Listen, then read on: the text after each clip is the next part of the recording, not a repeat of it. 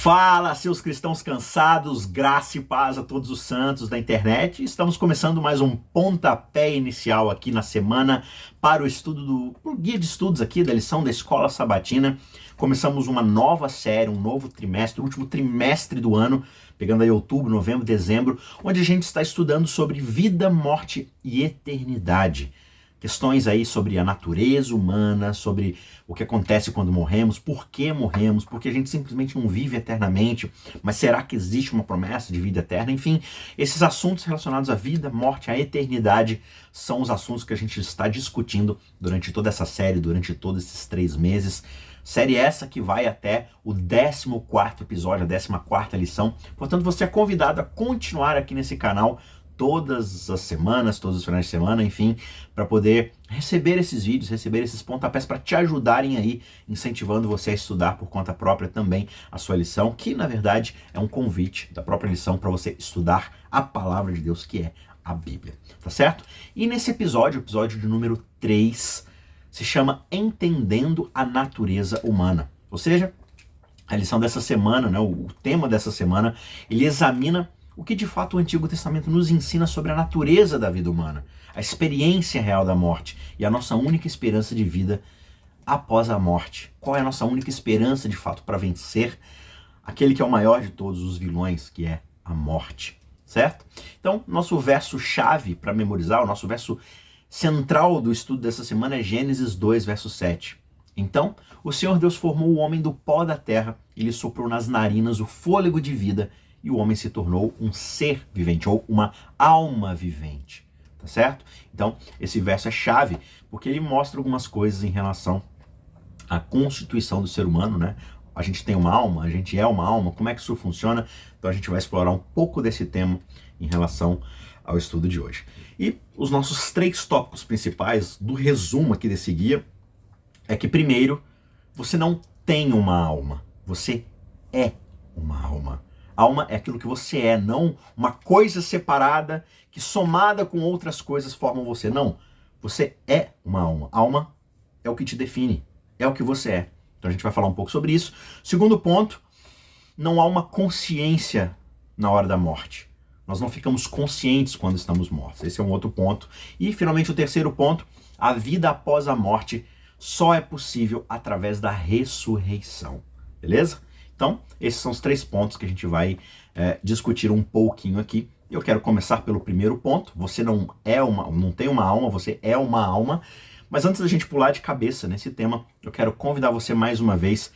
Se você não é inscrito nesse canal, considere com bastante carinho se inscrever, tá bom? Além dos nossos estudos semanais aqui, desse pontapé inicial, diariamente a gente tem uma meditação, certo? Em algum verso da palavra de Deus, a gente está desde 1º de janeiro, a gente está numa ordem cronológica aí, seguindo desde Gênesis 1:1, e a gente vai até Apocalipse 22, a gente vai tentar aí fazer essa visão panorâmica, estudar a Bíblia, e cada dia a gente reflete em algum momento da história da redenção bíblica, tá certo? Então, você pode receber isso se você se inscrever e, além de se inscrever, ativar as notificações para todos os dias você receber esse pedaço de alimento diário para começar bem o dia, refletindo na palavra de Deus, tá certo?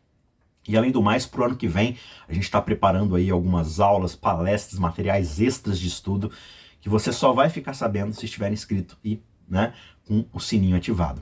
E outra coisa que eu quero pedir, considere também deixar o seu curtir nesse vídeo, não custa nada para você e você ajuda grandemente o canal, porque ajuda o vídeo a ficar em relevância e com isso o YouTube acaba recomendando para outras pessoas e mais pessoas recebem esse material, recebem a palavra de Deus, né, o estudo da palavra de Deus nos seus celulares, nos seus computadores, enfim, e com isso você ajuda bastante na divulgação do nosso canal também, beleza? E se você puder, deixe também o seu comentário nesse vídeo, dizendo se você gostou do vídeo, se não gostou, alguma crítica, alguma sugestão, alguma dúvida, qualquer coisa que você achar relevante, comente, porque isso também ajuda muito no engajamento do nosso canal, tá certo? Então, vamos então voltar para o nosso estudo finalmente. E o primeiro tópico aqui desse vídeo é: você não tem uma alma, você é uma alma. Quando a gente lê a Bíblia, não existe uma harmonia entre a verdade de Deus e a mentira de Satanás sobre a morte, sobre a nossa condição como seres humanos, né? A gente vê que muita gente tenta harmonizar a palavra de Satanás com a palavra de Deus. Para eles, a advertência que Deus disse, né? Você certamente morrerá. Isso sim refere-se ao corpo físico, perecível. O seu corpo vai morrer. Enquanto a promessa satânica de que você certamente não morrerá, essa na verdade é uma alusão à alma ou ao espírito imortal. Então, por mais que você perca o seu corpo físico, você certamente vai continuar vivendo através da sua alma. Só que a Bíblia revela claramente como é que essa declaração de Deus é totalmente verdadeira, enquanto a promessa de Satanás é totalmente falsa. Ao contrário da crença popular, os nossos corpos não abrigam apenas uma alma espiritual. Em vez disso, cada pessoa é uma alma viva. Nós não somos uma espécie de vaso com conteúdo dentro. Esse corpo não é o recipiente de uma essência imortal. Esse pensamento é um pensamento muito grego, que na verdade sempre pairou na cabeça das pessoas, desde a antiguidade, de que quando nós morremos, nós deixamos esse corpo perecível e nos libertamos da carne e vamos para um mundo ideal, um mundo de perfeição, né? Um mundo platônico de ideias, de conceitos, e aí finalmente a gente pode simplesmente ser aquilo que a gente é perfeitamente. Mas não, a Bíblia diz que na verdade nós fomos criados integralmente, né? Quando de fato Deus nos cria, ele cria Adão, ele forma um corpo e sopra nele o fôlego de vida. E o homem passa a ser alma vivente. Ele não passa a ter uma alma vivente, ele passa a ser uma alma vivente. O que isso significa? Que a vida do ser humano é uma coisa integral, né? Esse fôlego fora do ser humano deixa de ser alma, é apenas um fôlego, e ele volta para Deus. Ou seja, essa energia vital para se viver volta para Deus como esse fôlego que ele nos dá, que ele nos concede. Portanto, o ser humano é uma alma vivente, ou seja, a integralidade do nosso ser é indivisível. Não existe corpo, alma e outras coisas, né? Portanto, muitas vezes essa coisa de falar que a minha vida espiritual, como se fosse uma vida fora do meu conceito físico. As coisas que eu faço fisicamente aqui são da minha vida, né, material. E tem as coisas espirituais, são as coisas etéreas, são as coisas... Não. Vida espiritual é uma vida daquele que possui o Espírito de Deus na sua vida, o Espírito Santo. Essa é a diferença do conceito. Então, sermos pessoas espirituais não é sermos pessoas etéreas, pessoas abstratas, pessoas fora da carnalidade da condição do nosso ser físico. Todas as pessoas são assim. Mas ser uma pessoa espiritual é ser essa pessoa física, mas cujo Espírito de Deus, o Espírito Santo, habita na nossa vida. Por quê? Porque nós, de fato, somos seres integrais. E partindo desse conceito, a Bíblia afirma que qualquer alma que peca, essa alma morre, né? Ezequiel fala isso lá no capítulo 18, versos 4, verso 20. A alma que pecar, essa morrerá. Então ele não está falando de uma alma que sai do corpo e comete pecados. Ele está falando do ser, do indivíduo que peca. Esse morre. E o que morre? A sua alma. A alma aqui é a palavra para indivíduo, é a palavra para a nossa existência. A existência que pecar deixa de existir. Aquele indivíduo que existe ao pecar, a sua existência morre. Ele não passa a existir num outro plano. Ele não deixa a sua fisicalidade, a sua materialidade e se torna um espírito etéreo. Ele existe, ele peca, ele deixa de existir. A consequência do pecado não é, então, uma existência interminável num lugar de tortura, né? Em algum lugar onde eu vou ser redimido através da dor física, ou que eu vou ficar sofrendo eternamente como uma coisa etérea. Não, é a morte total, é a cessação da vida por completo. Porque no fim das contas só Deus é imortal, e só Deus é a fonte da vida. Portanto, se o pecado é desconexão com ele, o pecado é a cessação da vida. No fim das contas, se eu peco e a minha punição por pecar é vida eterna, mesmo que essa vida eterna seja sofrimento, ainda assim é vida eterna. Isso não condiz com a afirmação de Deus lá em Gênesis. Ele diz, a alma que pecar, essa vai deixar de existir. Se você comer dessa árvore, você certamente vai morrer. Você certamente vai deixar de ser uma alma vivente. Porque não existe vida fora de Deus, e o pecado nos tira de Deus. Portanto, qual é o sentido de viver eternamente a parte de Deus, se a parte de Deus não há vida? Na morte, o processo da criação que a gente vê lá em Gênesis 2, ele é invertido. né? Deus forma o ser humano e coloca nele a alma vivente, o espírito, o sopro de vida. E agora acontece o contrário. O corpo se decompõe de volta aos seus elementos constituintes, que são ali o pó da terra, o barro e a umidade e tudo mais. E esse espírito, esse sopro de vida animador, retorna a Deus que o transmitiu. Não como uma consciência, mas como seu poder doador de vida. Você encontra conceitos como esse em vários textos, como Eclesiastes 2, 1 a 7, Salmo 104, 29, enfim, a gente vai explorar mais à frente um ou outro verso. Mas o Antigo Testamento várias vezes fala dessa ideia, dessa cessação de vida e de como, de fato, a nossa alma deixa de existir. Você tem ali salmistas dizendo: a minha alma anseia por ti, ó Deus. Ele está falando assim: o meu ser, a minha existência anseia por ti, ó Deus. Tem alguns textos, por exemplo, de pessoas entrando, por exemplo, quando Noé ele entra na arca com a sua família, o texto bíblico diz que na arca entraram 8 almas. É a palavra nefesh. Entraram 8 nefeshes na arca. Então não foram 8 espíritos que entraram na arca, foram 8 indivíduos, 8 existências.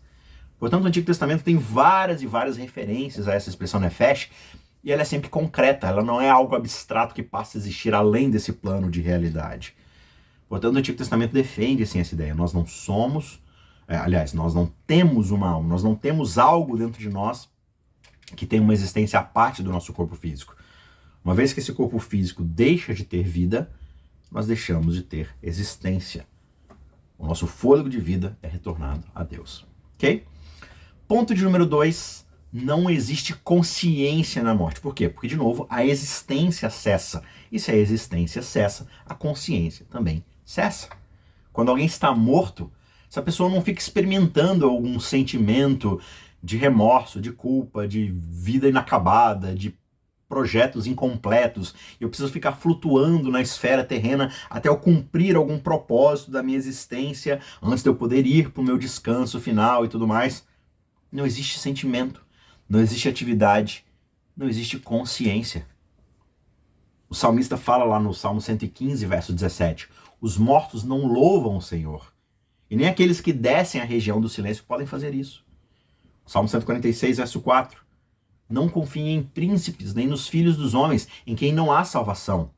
O espírito sai deles e eles voltam ao pó, e nesse mesmo dia acabam todos os seus planos. Ele não sai da existência ali do seu corpo que vira pó e passa a planejar agora como espírito. Acabam-se todos os seus planos. Eclesiastes 9, 5 e verso 10. Porque os vivos sabem que vão morrer, só que os mortos não sabem nada e não têm nenhuma recompensa a receber, porque a memória deles jaz no esquecimento. Tudo o que vier às suas mãos, ele diz no verso 10, para fazer, faça-o conforme as suas forças hoje, porque na sepultura, que é para onde você vai, lá não existem obras, não existem projetos inacabados, não há conhecimento, não há sabedoria alguma. Você percebe que essas passagens, embora, em sua grande maioria, elas têm ali um tom poético, Eclesiastes, Provérbios, Salmos, eles têm esse tom poético, mas ainda assim o tom poético está muito presente na literatura de sabedoria que procura nos afirmar uma verdade. E essa verdade é um consistente silêncio total a respeito da nossa alma, da nossa existência pós-morte. Consistentemente existe um silêncio total e uma inatividade quando nós morremos. Não existe nenhuma alteração de planos, de sonhos, de projetos, uma readequação a um novo plano, uma nova realidade. Simplesmente a cessação da existência. Cessação dos planos, dos sentimentos. Ponto final. Então essas noções populares de vida após a morte, em algum outro reino, em algum outro lugar, em alguma outra forma, em algum outro plano, todas essas são simplesmente falsidades satânicas. São distorções do plano de Deus, da ideia que Deus quer passar na sua palavra. As pessoas elas não se transformam em fantasmas, elas não experimentam nem alegria no céu e nem dor no inferno. Elas também não experimentam qualquer tipo de existência quando morrem.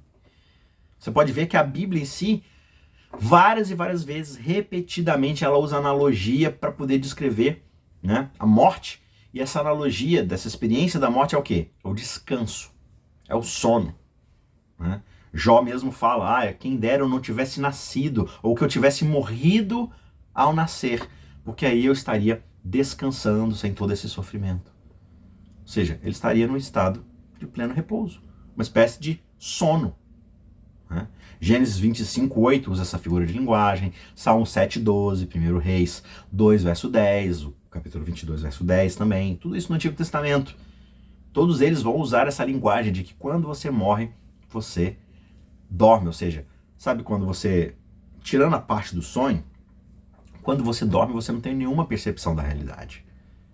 Né? Os próprios sonhos são quando a gente está prestes a despertar, quando a gente está voltando a ganhar consciência, tanto é que várias vezes no nosso sonho a gente acorda. Mas quando a gente está dormindo profundamente, a gente nem percebe a passagem do tempo. A gente fecha os olhos, de repente a gente acorda e já passou 8 horas de sono. Então essa é a ideia.